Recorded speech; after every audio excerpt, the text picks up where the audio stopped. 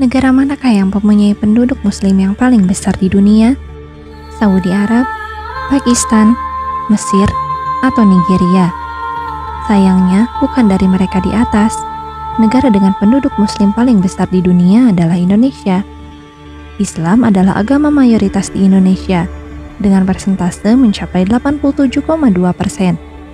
Indonesia adalah negara dengan jumlah penduduk muslim paling besar di dunia, dengan jumlah total mencapai 227 juta muslim, berdasarkan survei pada tahun 2010. Jika kita melihat secara geografis, serta awal penyebaran Islam yang berpusat di Mekah pada abad ke-6 Masehi, Islam mulai menyebar dari Makkah dan Madinah, semenanjung Arab, wilayah Afrika Utara, serta Asia Barat. Satu pertanyaan muncul, kenapa Islam bisa sampai ke wilayah kepulauan dan jauh di Nusantara? Sejak kapan Islam masuk ke Indonesia? Hingga menjadi negara dengan penduduk muslim terbesar mengalahkan negara di semenanjung Arab sendiri.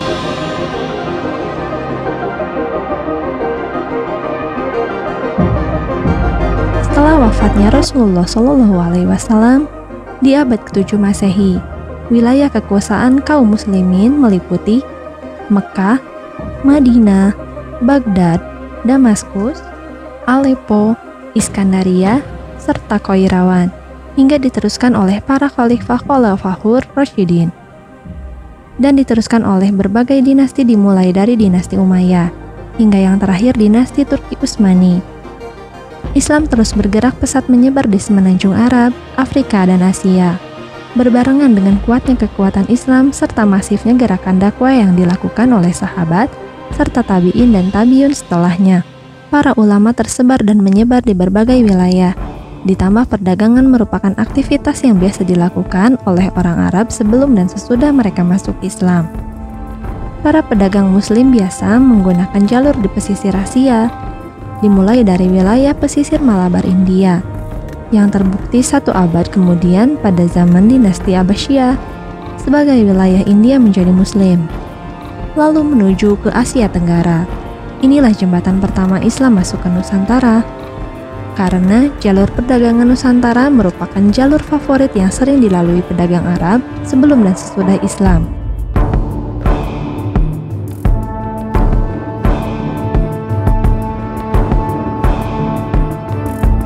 Satu pertanyaan muncul, sejak kapan Islam mulai masuk ke wilayah Nusantara? Dalam hal ini, ada 2 teori yang berkembang di masyarakat kita.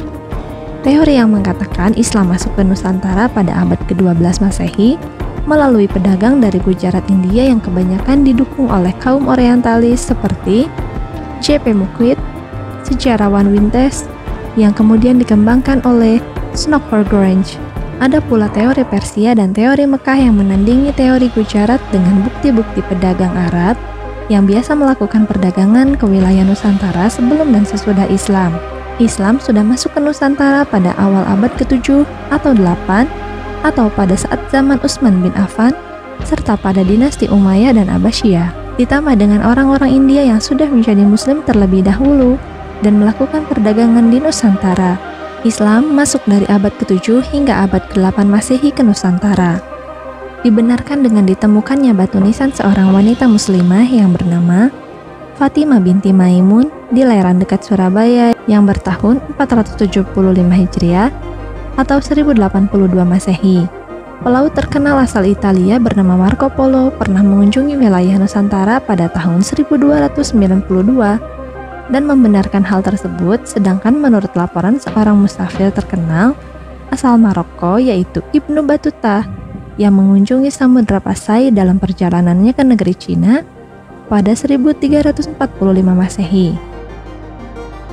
Oleh karena itu, abad ke-8 Masehi atau abad ke-9 Masehi biasanya dianggap sebagai masa awal masuknya agama Islam ke Indonesia.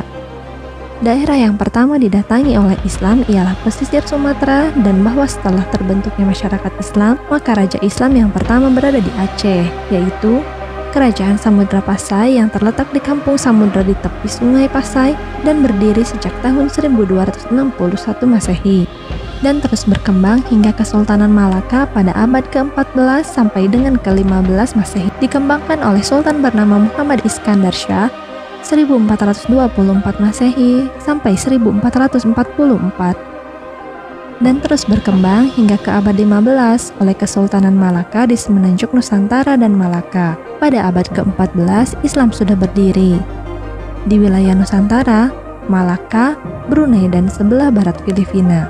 Dan di abad ke-15 juga menjadi penanda mundur dan runtuhnya kerajaan Hindu besar yaitu Majapahit. Berbarengan dengan menguatnya kekuatan Islam di Semenanjung Malaka, ditambah dengan datangnya pedagang Cina bernama Zheng dari dinasti Ming yang menguatkan jalur perdagangan antara Cina, Arab, Malaka, Sumatera Aceh.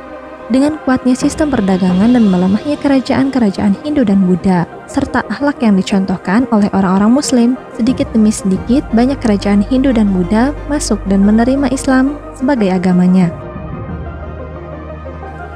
Meskipun terkesan lambat dibandingkan penyebaran di Semenanjung Arab Islam di Nusantara, terlihat stabil tanpa adanya konflik, pertumpahan, dan penjajahan mode kolonialisme. Beberapa alasan kenapa Islam mudah diterima di wilayah Nusantara, suri tauladan yang ditunjukkan para Muslim yang berdagang ke Nusantara menjadikan daya tarik terhadap penduduk lokal pada saat itu. 2. Nilai kesetaraan dalam Islam yang tidak ada sistem kasta dan perbudakan. 3. Nilai ketauhidan yang mengajarkan monoteisme dan satu Tuhan. 4. Gigihnya para da'i atau mubalik dalam menyebarluaskan Islam. 5. Adanya sistem pendidikan pondok pesantren. 6. Metode penyampaian yang mengena di hati masyarakat. Berbeda dengan orang Eropa yang datang ke Nusantara dengan membawa agama Kristen tapi tidak banyak yang masuk Kristen, karena nilai-nilai yang ditawarkan serta kedatangan mereka dengan membawa niat penjajahan dan kolonialisme. Dakwah dan suri tauladan merupakan bagian dari ajaran agama Islam, terbukti dengan makam sahabat Sa'ad bin Abi Waqqas yang ada di Guangzhou, Cina. Bilal bin Rabah tidak dimakamkan di Saudi Arabia, melainkan di Damaskus, Suriah.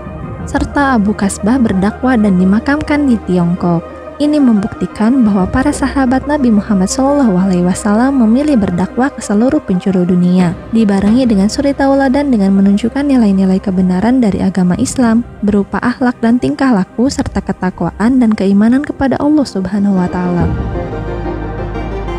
Indonesia merupakan negara besar dengan penduduk mencapai kurang lebih 277 jiwa, dengan kultur dan budaya berbeda dengan ribuan pulau yang tersebar di Nusantara. Islam berhasil menaklukkannya tanpa adanya satu pertumpahan darah dan peperangan dalam menyampaikan agama ini.